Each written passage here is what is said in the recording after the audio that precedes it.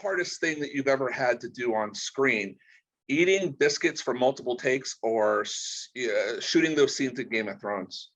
Oh, there's no, nothing can ever top the waterboarding, ever.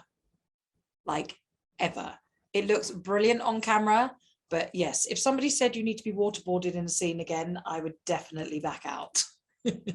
Well, I think at this point you've got other plans on the horizon with the monumental success of Ted Lasso. And by the way, congratulations on the Emmy nomination, well deserved. And your show got what, 50 billion nominations, something like that? 50 billion. Yes. Yeah. So who told you? My manager told me, but I had not let him into my room. He wanted to do a whole breakfast thing, and I was like, no. I just want to be by myself. I'm not going to turn the television on. I don't want to know. I know that, of course, Jason will be nominated because he's just ludicrously brilliant in the role. And I'm almost entirely sure the show will, because it's warmed people's hearts so much. But I didn't want to let anything in about anyone else, because I just think it's healthier and certainly not to presume at all, because there are so many brilliant performances knocking around, and so many beloved performances, especially because the pandemic and people have been at home more. And then my manager knocked on the door and I was just like, go away, I don't want to know. And he was like, you've all been nominated. It was just magical. The fact that this show of all shows, when we're such a happy bunch of pals together, for us all to be nominated was just absolutely insane. What I love most about you, okay, yes, is that you seem to relish other people's successes. That seems more important to you than even your own success. Obviously, you're excited about being nominated, but you tend to, anytime I've seen you doing interviews, put the focus on others. It's just because that's in your personality? Is it just how much you love the people you work with? I mean, why do you think that? Brilliant. I just think they're brilliant. In fact, I took my Ted Lasso lot out for dinner, and I said, I just want to take you for dinner because I look around this table and I see the bubbles of all the different jobs you've done and what everyone's achieved on this show, and I feel like a fangirl every day. And I was just saying to my team today that, we all know our own stuff. And so I genuinely, as much as I'm enjoying it myself, and I'm kind of can't quite believe that it's all happening. I mean, every time anyone says Emmy nominee, Hannah Waddingham, it's like my 15-year-old inner self from Little South London just finds it hilarious. Why? Because I don't know. I feel like a different person when I'm working. I take Rebecca very seriously, and if I let any of that in, I feel like I can't be authentic with it. So I have like a little different head on. But with them, because I get to observe them, I feel like, I'm very much Rebecca thank God, when the cameras are up, but I observe them all the time. And so it's so fitting that they are all nominated, and they're such excellent people in real life. And I think because we're all just that little bit older and we've all had our peaks and troughs in our careers, look, for example, Juno Temple has been spinning out magnificent work for so long, it's ridiculous, since she was a kid. And for her to be noticed, I think cumulatively is an outstanding thing, And Nick Mohammed, he's a brilliant writer and brilliant in the show. Brett Goldstein, again, brilliant writer. Brendan Hunt. I mean, they're all doing two things at once. Jeremy Swift, all that brilliant work in Downton Abbey. So I can't help but celebrate them. I know where I've come from and what I've done. So of course I'm pleased for myself. But as those people who I love so deeply, I just can't believe how it's just the most brilliant time. You almost seem dumbfounded by the success of this show in terms of how it's gone and how it's exploded into this pop cultural phenomenon. And to take that to another place, you're almost shocked that you're even in this role. And I'm just going to submit to you, I don't imagine anybody else ever playing this role. It's like, I can't even wrap my head around that idea, nor can many others. So I guess it's kind of hard for me to believe that you're just completely shocked that you're in this space because there's never been better casting than you in this role. I mean, as far as I'm concerned. Thank you. I suppose that comes from being a theatre girl who's always been used to the graft, and used to really exhausting myself and wanting to leave everything on screen or everything splattered on the faces of the audience in a theatre. And, you know, you work very hard in the theatre, often with not a lot of praise.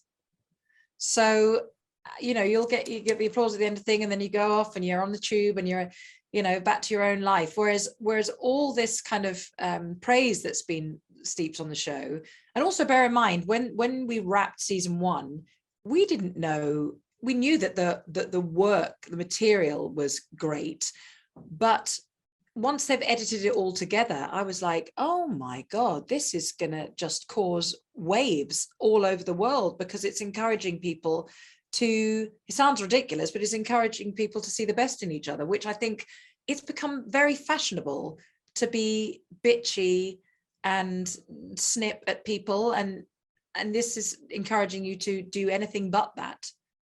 And it shouldn't be unusual, but it is. Why do you think people are so drawn to your character? I think because there is an awful lot of brokenness there. There's an awful lot of hiding things and putting out a veneer that we would want people to see. And we all do it. We all do it. I do it as well. And it was a great catharsis for me to play the part, because I'd gone through something not dissimilar in my own life. And I am a very open person. I wanted to share that which I had gone through Rebecca. And I thought the only way I can do that is to fully let people see my emotion and tie it in with hers. And then you don't know where one person ends and the other person begins. What was your favorite moment in the first season? Probably the gala, shooting the whole gala, because it was the first time all of us had got to hang out together, just like in the trailers and between takes. And secondly, because I think the writing is so exquisite, the way the ball very much bounces between everybody. And I think everyone is absolutely at the top of their game. And because none of us think any one of us is more important than the other, including Jason, I might add, you feel that no more than in the gala. I think that's where the show really ignited. I think pilot people were interested, then you got Biscuits with the Boss, all of that. And then by the time we get to the gala, people are already fully invested, whether they think they are or not. And that, I mean, if you think about it, there were really funny things and really heartbreaking moments for everybody in that one episode. To me, I'll always, in my head, have a place in my heart for the panic attack moment in season 1, where with you and Jason, which I got to imagine was a draining scene to even do, because the vulnerability you show and the vulnerability Jason shows in that moment. I guess my question is, was that an incredibly difficult moment to shoot? It wasn't really, because he and I think, had an understanding very early on. Well, as early back as when I came over to LA to do a chemistry read with him. So we knew that was in place very quietly, without any effort. We'd had all the bits and pieces, we'd had all the funnies, you know, first concert, best concert, the Biscuits with the Boss, all of that. And I had purposely stayed away mentally and been very much like, blah, blah, blah, blah, blah, whenever we had a read through and they were talking about his son and his wife, I was literally just like, I didn't want to know any of it. Because I wanted to make Rebecca's shock as honest as possible in the moment of the panic attack, and in the moment when he's talking about his dad, until I lost him when I was 16. Did you ask if I was good at darts? Yes, I used to go and play with my dad all the time. And I wanted those moments of discovery to be honest. So I didn't let in. So when I then watched the series and I saw all that stuff play out with his wife and his son, I was totally watching as an audience member. It was amazing.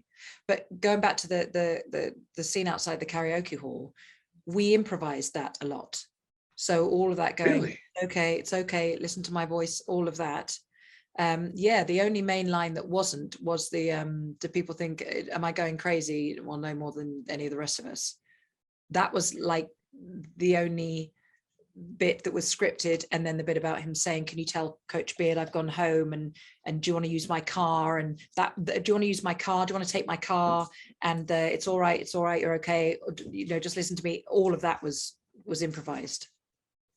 And that just speaks to the brilliance of writing. You know, when you have a brilliant framework, it allows you to take those moments in certain directions. And I have to imagine, as a performer, that has to be just exhilarating to be in that position to be able to do those things.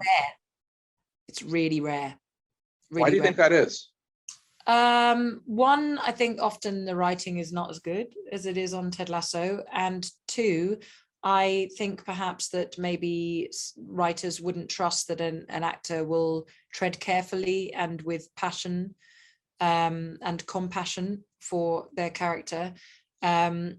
Even back then, I said to Jason outside the gala, you know, when I talk about, you know, he used to tell me what to do, I added the line of, he would tell me what to wear and what to eat, and I'd listen, because I said I need to add that which I have lived to get me to the right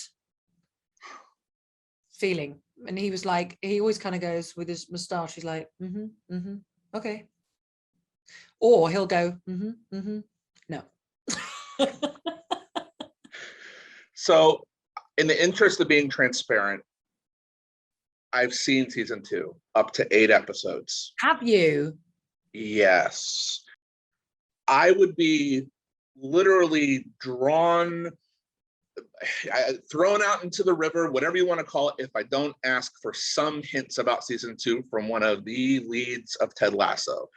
So, Miss Waddingham, what can you tell us about season 2? I would say it's about rebirth for many people in it. I would say that Rebecca is absolutely the lioness at the front of her pack and wanting to be there because she wants to lead that team to greatness with her pal, Ted Lasso. And I would say that she has absolutely no clue what she's doing with men. You are so good at talking around things. I am literally in awe of how you just did that. I'm listening to your answer, and I'm thinking, how the hell is she going to talk around like 87 different things I could have asked you? That is talent. So, on that note, thank you so much for your time. This was brilliant. You're amazing. I am so rooting for you in the Emmys. Thank you. We want to see you.